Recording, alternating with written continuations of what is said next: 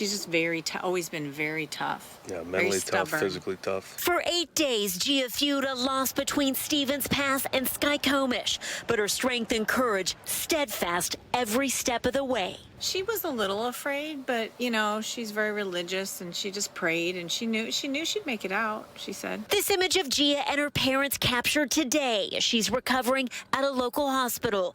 The Maple Valley teen vanished on July 24th.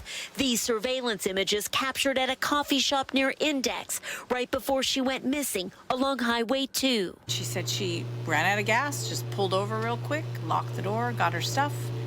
And she walked down. She was trying to find a bridge that she was trying to go over in Skycomish, but she was on the wrong side of the road.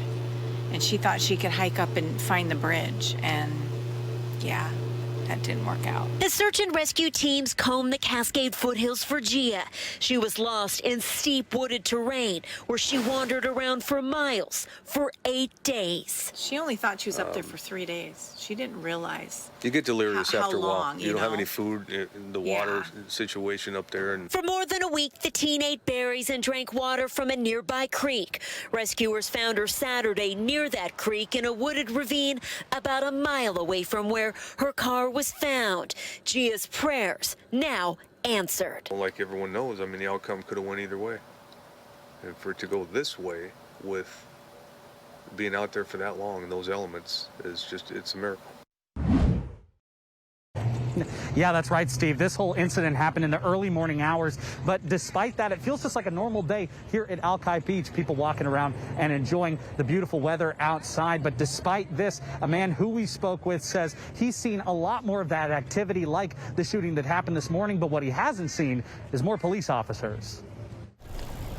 It's unfortunate, but I'm not that surprised. Jim Brady says this is becoming more commonplace outside his apartment at Alki Beach. There's been a lot of kind of reckless and rowdy activity out here. And some of that activity happened just a couple blocks away, where police say 2 men were shot inside a truck parked here on the street.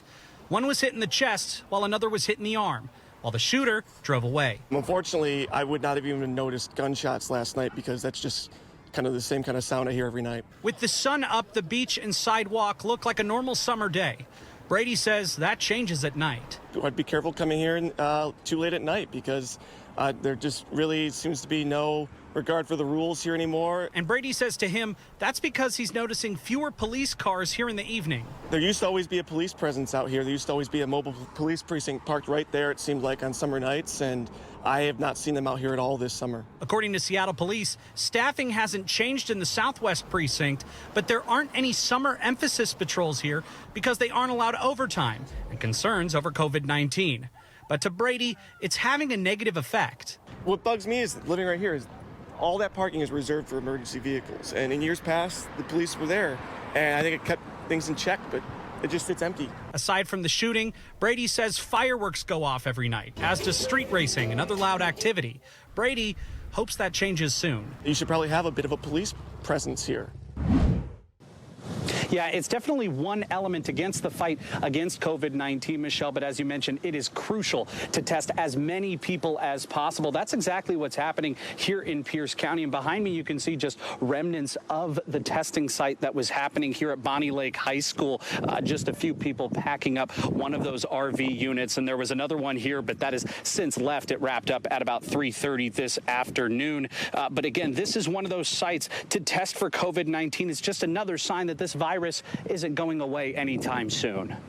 It looked like waiting at a ferry terminal. East Pierce Fire and Rescue Chief Bud Backer says the line was longer than this when the site first opened this morning.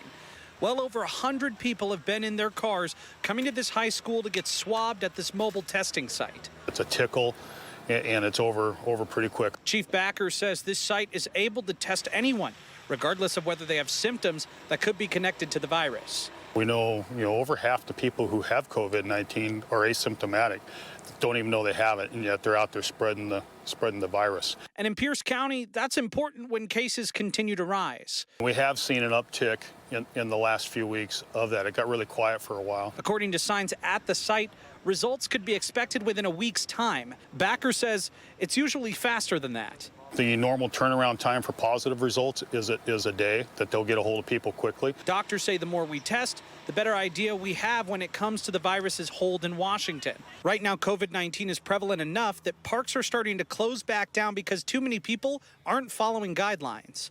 On Mercer Island, the park is closed because it got too crowded.